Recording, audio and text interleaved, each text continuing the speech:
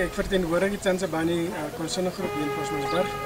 Ons het nou vanoggend vir ons gaan vergewis met die situasie by Blinkklip Senior Skool, net om ondersteuning te kry wat gaan regtig daaraan. En dit is nou na ons gesien het van die skoolkinders draai so rond. So ons het met die skool gaan gepraat, met die SGB members, asook die senior lede mense in die onderwys in Bosmansberg, net om ondersteuning te kry en hulle se kree te verstaan. Ons weet daar was nog nie vandag skool gewees nie, maar ten tweede met ons besoek was al die onderwysers op skool gewees. So ons het nou net probeer om te hoor wat gaan daar nou aan. So ons het besluit van die groep, van die Tsansebani groep om te kyk waar kan ons help nou dat ons ondersteuning het van die situasie op skool. Ons vra ook dan ons gemeenskap om betrokke te raak by die skool. Dit is ons skool en ons verwag ook van die skool om vir ons future leaders op te lewer. En ek dink is nou tyd dat ons as gemeenskap saam moet staan, saam met die skool.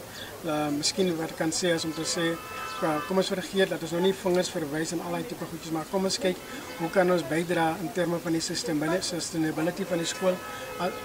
Ons gaan ook uitreik na ook ons besigheidsmense rondom in ons Bosmansberg, dat ons kyk waar kan ons hande vashou en dan die skool te help om uit die drif uit te kom. So dit is die bydra van die Tsansebani Consin-groep om te kyk kan ons dan help om die skool op 'n vlak te kry waar hy kompeterend kan wees, wat hy moet doen, wat die onderwysers dan nou moet doen wat hulle moet doen en die skoolkinders skool gaan sonder die huidige swaar lig en bewolking wat rondom die skool is.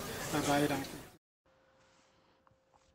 Geoffrey van der Merwe, Northern Cape Department of Education. The Northern Cape Department of Education welcomed back educators, learners, and support staff to school today.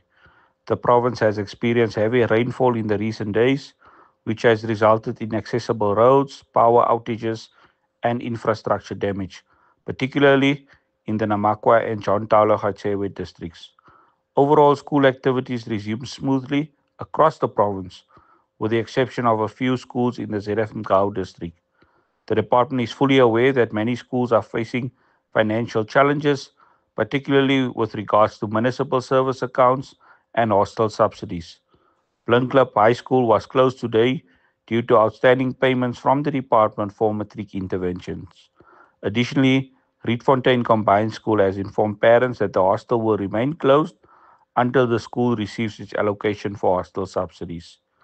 It is important to note that we are at the beginning of a new financial year, and the department has prioritized the disbursement of norms and standard allocations to all public ordinary schools.